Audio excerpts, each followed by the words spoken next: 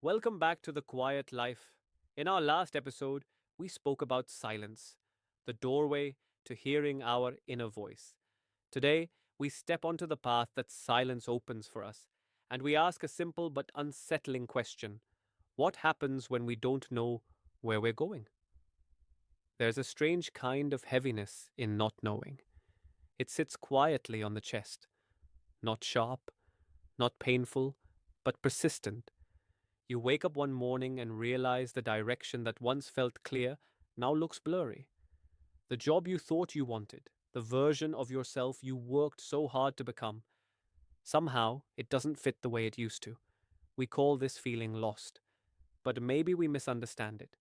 What if being lost isn't a failure of direction, but a signal that the old map has simply run out of road? We spend so much of life chasing certainty. We build plans, goals, identities, little markers on the path to tell us who we are. And for a while, it works until the world changes, until we change. And suddenly the compass we trusted begins to spin. It's frightening, isn't it? That sense of drifting, the space between what we were and what we'll become. But in that space, something profound begins to take shape. Because when the sure path disappears, we stop walking by habit. We begin to look around, really look. We start listening again with the same ears we found in silence. That's when we notice the small things we used to miss: the warmth of a quiet morning, the tenderness in a friend's voice, the feeling of being moved by something we can't explain. These aren't destinations, they're signals, faint, luminous signs that guide us forward. They don't shout, they whisper, "Here, this way, just for now." You see, direction isn't always a road. Sometimes it's a rhythm. Sometimes it's a slow, patient unfolding of awareness of who we are becoming beneath the confusion. When we stop demanding certainty, we make space for discovery. And maybe that's what real direction is: not a map, but a movement, a willingness to keep stepping even when the horizon is hidden. Try to remember this the next time you feel lost. What feels like emptiness is often the clearing before something new begins.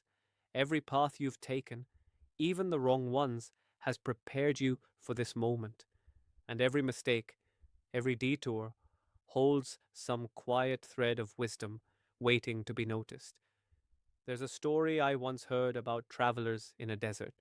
Their compass broke, the wind erased their tracks, and panic began to rise.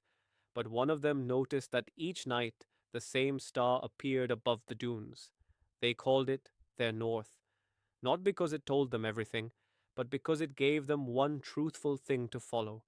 Maybe that's what we're looking for too. Not certainty, but one small star of meaning that lights the next step. If you're in that place right now, unsure of where you're going, remember this: being lost isn't the end of direction.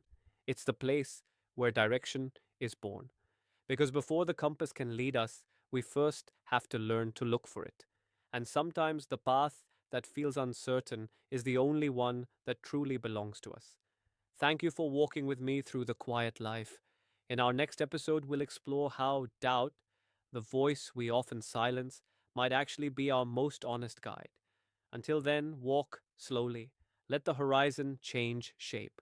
And remember, even when you can't see the way, you are still moving toward it.